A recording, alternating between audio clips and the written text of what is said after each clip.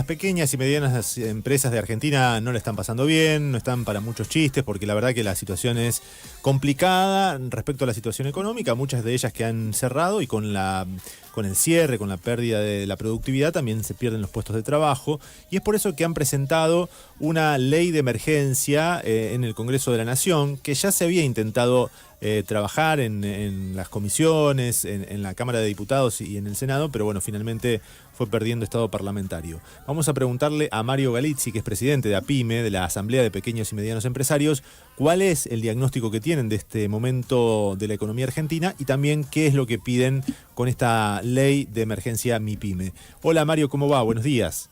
¿Qué tal, Guillermo? Buen día, gracias por llamar. Bueno, la realidad que el diagnóstico es, está ocurriendo todo de acuerdo al plan económico, ¿no? O sea, no es que hay algo que esté ocurriendo distinto, lo único es la velocidad, que es lo que sí sorprende con respecto a otras crisis muy parecidas por la misma implementación del modelo, o sea, dólar barato, endeudamiento para sostener el dólar barato, apertura de importaciones y alta tasa de interés. En este escenario lo que nosotros estamos previendo es que a la fecha en la República Argentina se perdieron casi 35.000 pymes, se perdieron más de 340.000 puestos de trabajo formales, de los cuales 120 pasaron a la formalidad. Y de acuerdo a algún estudio que hizo esta semana pasada el IPA, que el Instituto PYME Argentina, y que más o menos compartimos casi todos los dirigentes empresarios, es que de acá a los próximos 6 meses se pueden perder en la Argentina casi 500.000 puestos formales y se perderían más de 40.000 pymes, lo cual es una catástrofe económica y social, porque ustedes imagínense que estamos hablando de que en los próximos 6 meses se perdería más puestos y más pymes que lo que se perdieron en los 2 primeros años, lo cual tiene una lógica, porque obviamente como toda crisis empieza a espiralizar y empiezan a desaparecer todas las pequeñas empresas que hasta el momento se venían sosteniendo por endeudamiento, porque se comieron el capital, porque se comieron el stock, porque fueron tomando deudas bancarias, familiares, sociales o personales, y bueno, ya obviamente hoy ya no queda mucho más para donde aguantaron lo más que pudieron y ya no aguantan más, digamos, básicamente. No, exactamente, no aguantan más. Pues vos tenés 2 fenómenos que son muy importantes tener claro en Argentina. Por un lado, hoy por primera vez en la historia Argentina tiene el tercer salario más bajo de América Latina. Siempre, aún en el 2001, estuvo en los 10 mejores sueldos. Hoy está en el tercer peor sueldo. Solamente pagan peor que nosotros Cuba y Venezuela. Pero a su vez, en lo que es la cuestión energética, siendo el país que hoy es, si uno tuviera que decir cuál es la joya de la Argentina en la energía, y el gasoil, el petróleo y la minería, bueno, somos el tercer país de América Latina que más paga el litro de gasoil. Solamente lo pagamos más barato que Uruguay, que no produce un solo litro, y que Perú, que solamente produce para el 20% de su población. El resto de los países de América Latina pagan más caro más barato el gasoil que Argentina. Entonces eso la pone a Argentina en situación de extrema vulnerabilidad económica para la sociedad. ¿Por qué? Porque hay una brutal transferencia de energía, de dinero, de los sectores de los trabajadores, de las pymes, al sector energético y al sector bancario, y una profunda depreciación del salario. O sea, tenemos un salario muy bajo, donde aumentaron además brutalmente los servicios, y ya no es el 6 o el 7% de lo que le costaba a un asalariado los servicios. Hoy es más del 50%. Y esto es inviable toda la economía, y es lo que se empieza a producir hoy, o sea, un brutal endeudamiento sistémico en la familia y en las pymes, donde hoy más del 14% de las deudas que tomó la familia para comer, no para irse a Disney, en la tarjeta de crédito, en las mutuales y en los bancos, hace que se haya transformado en una deuda de incobrabilidad. Y si ustedes preguntan cuál es la pandemia en la Argentina, ella es el endeudamiento. Entonces, frente a estas situaciones que planteamos una ley PYME, ¿qué decimos una ley de emergencia PYME? Bueno, que plantea una política de desendeudamiento, tipo la que hizo Lula en Brasil hace poco, o la que se hizo en la Argentina después del 2001, o sea, refinanciar los pasivos impositivos a 10 años, y evitar los cortes de los servicios energéticos, refinanciar los pasivos energéticos por lo menos a un año o dos, para que la gente pueda volver a recuperar capacidad productiva, transformar en inembargables los salarios vitales y móviles. Por un motivo se llama vital y móvil el salario. Es vital porque es vital para que una familia pueda comer. Ahora, si ese salario está en un 90% embargado o un 80% embargado por la tarjeta de crédito o por los bancos, y es imposible que la gente pueda comer. Y esto es lo que está ocurriendo hoy en la Argentina. Claro. O sea, vos tenés una gran parte de la población que tiene un problema grave porque no, cuando va a cobrar el salario, cobra el 20%, porque lo demás se lo lleva a tarjeta de crédito. Bueno, todas estas medidas que tienen que ver con medidas políticas es la que nosotros estamos planteando. Y ahí es donde a PYME, o a la asociación nuestra, plantea dos alternativas. Nosotros, ¿qué decimos? Si no hay una mesa política no partidaria, a ver, con solo mesa política, una mesa donde estén sentados la iglesia, los sindicatos, organizaciones gremiales, la política, para discutir una política de salida, de desendeudamiento, de protección de las pymes, de protección del empleo para adelante, y no se toman las medidas correspondientes, la única medida que nos queda a nosotros es la medida judicial. Y es por eso que nosotros estamos diciendo, bueno, acá hay que plantear medidas mucho más contundentes, mientras la política define cómo salimos de esta situación, y que tiene que ver con los concursos, con los recursos de amparo para evitar, por ejemplo, que al trabajador le saquen más del 20% del salario. Ahí nosotros tenemos una brutal discusión. Nosotros estamos diciendo de que cuando uno firma en las mutuales o en la cooperativa el descuento obligatorio, no es de por vida, también tiene derecho a ir y firmar la renuncia. Y todas estas medidas que la gente habitualmente no las sabe, porque no se les explica, no hay estructura jurídica y gremial explicando esta situación, son las que la asociación sale a plantear en toda la provincia, decir, bueno, los acreedores tienen derecho, los deudores también, y justamente lo que no se puede sacar del salario es la vitalidad, o sea, que el trabajador no pueda comer.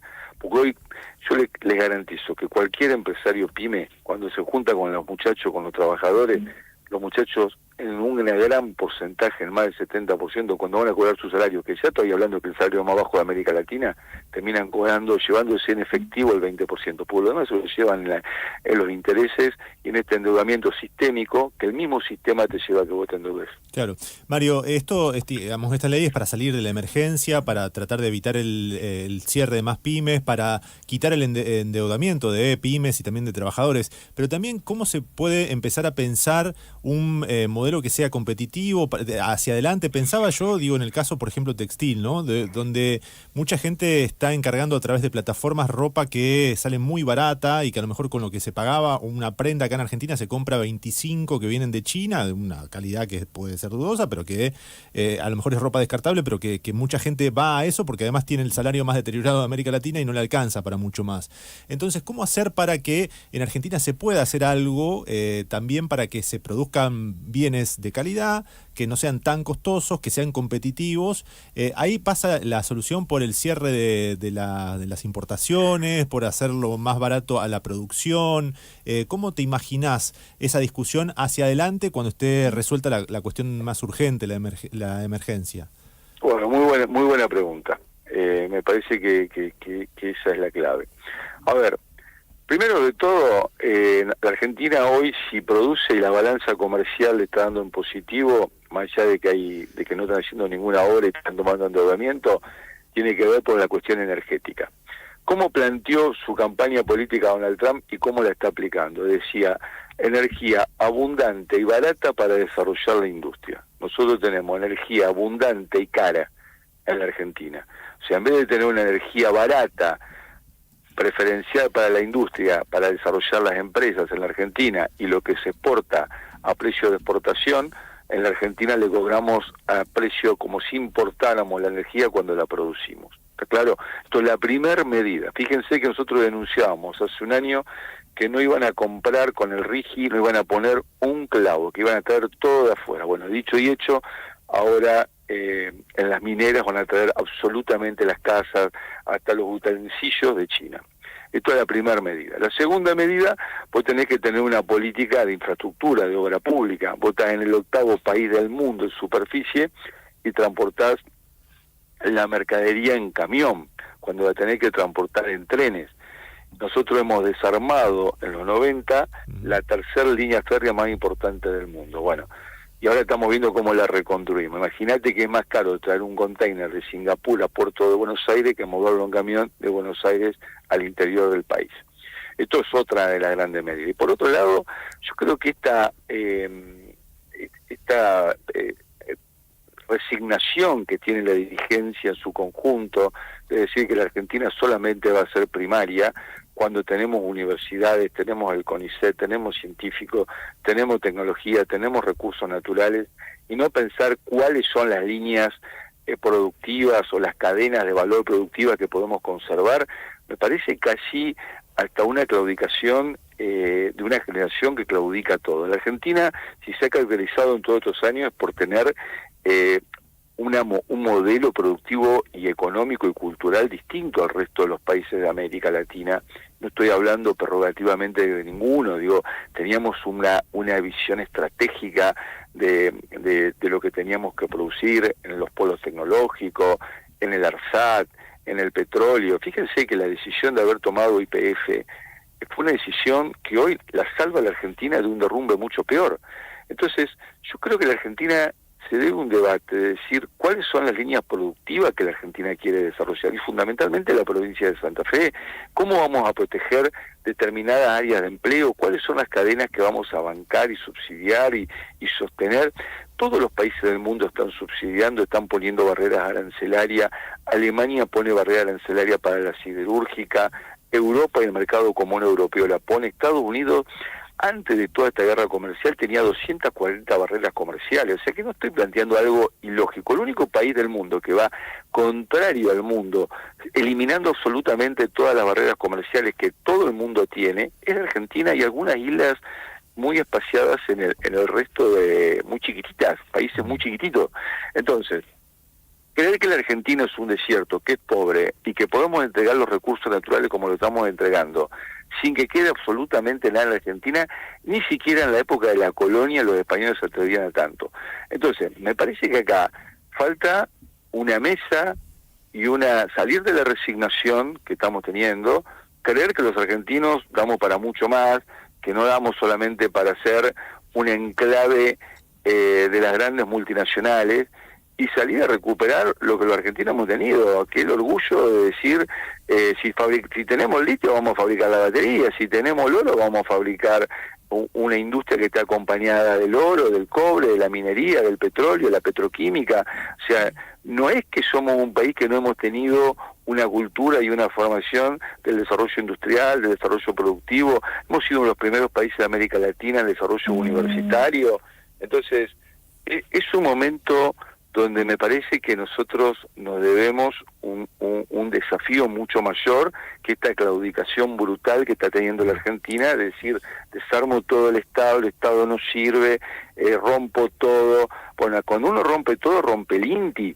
O sea, hoy cualquier empresario pyme que quiere producir cualquier producto, teníamos un amigo invisible que era el INTI, que la gente no lo veía, pero todo el mundo iba a certificar en el INTI para poder desarrollar y vender un producto. Teníamos el CONICET con unos científicos impresionantes. Universidad de la provincia de Santa Fe tiene un polo universitario que el mundo envidia. Entonces nosotros no podemos darnos el lujo de creer que somos un país pobre, desértico, que no tiene recursos, que no tiene nada, entonces se tiene que someter solamente a un producto de importación. En el puerto de Buenos Aires el de Rosario, entran 2.200.000 camiones por año. Tenemos el segundo polo portuario del mundo, si no el primero en cantidad de puertos uno al lado de otro.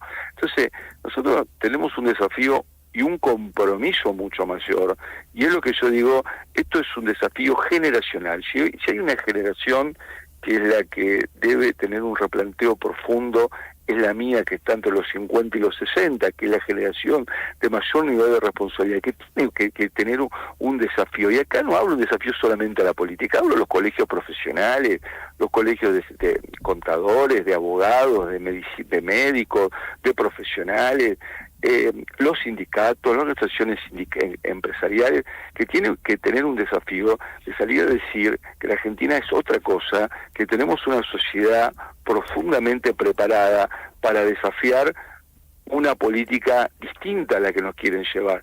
Si Brasil lo hizo, que tenía mucho menos que nosotros en la década del 70 y se transformó en la quinta potencia industrial del mundo, Argentina, por lo menos por una cuestión de desafío, teniendo semejante cantidad de recursos naturales, tiene una obligación estratégica de salir a desarrollar cadenas de valor y conservarlas. Posiblemente no sean todas, pero sí muchas, y sí ser pionera en el desarrollo tecnológico de aquí para adelante. Bien, Mario, te agradecemos estos minutos. Muy no, amable. muchas gracias a ustedes.